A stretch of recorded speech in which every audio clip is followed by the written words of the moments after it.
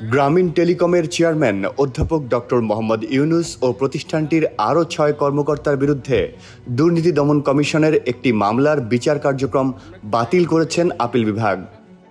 এর আগে হাইকোর্ট এই মামলার অভিযোগ গঠনের আদেশ বহাল রেখেছিল, যার বিরুদ্ধে আপিল করেছিলেন অধ্যাপক ইউনুস।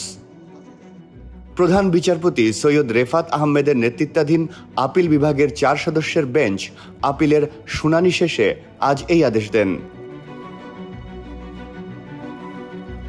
নোবেল বিজয়ী অধ্যাপক ইউনুস এবং ১৩ জনের বিরুদ্ধে গ্রামীণ টেলিকমের কর্মীদের পাওনা লভ্যাংশের তহবিল থেকে প্রায় ২৫ কোটি ২২ লাখ টাকা আত্মসাৎ এবং অর্থ পাচারের অভিযোগে ২০২৩ সালের ৩০শে মে দুদক মামলাটি দায়ের করে।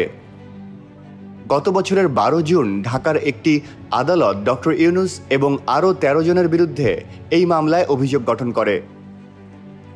অভিযোগ গঠনের আদেশকে চ্যালেঞ্জ করে বিবাদী পক্ষের একটি আবেদন গত বছরের ২৪ জুলাই সরাসরি খারিজ করে দেন হাইকোর্ট। গত বছরের ১১ আগস্ট ঢাকার বিশেষ জজ আদালত ৪-এর বিচারক মোহাম্মদ রবিউল আলম ফৌজদারি কার্যবিধি ৪৯৪ ধারার অধীনে মামলা প্রত্যাহারের জন্য দুদকের আবেদনের পর ডক্টর ইউনুস অন্তর্বর্তীকালীন সরকারের উপদেষ্টা নূরজাহান এবং অন্যান্য ১২ জন আসামিকে অব্যাহতি দেন। একই বছরের ১১ আগস্ট দুর্নীতি দমন কমিশন মামলার তদন্তকারী কর্মকর্তার একটি আবেদন যাচাই করার পর মামলা প্রত্যাহারের অনুমোদন দেয়।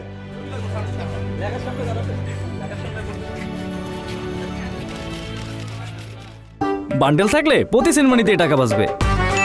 বিকাশ সেনমানি বান্ডেল কিনে জিতুন প্রতি লেনদেনে।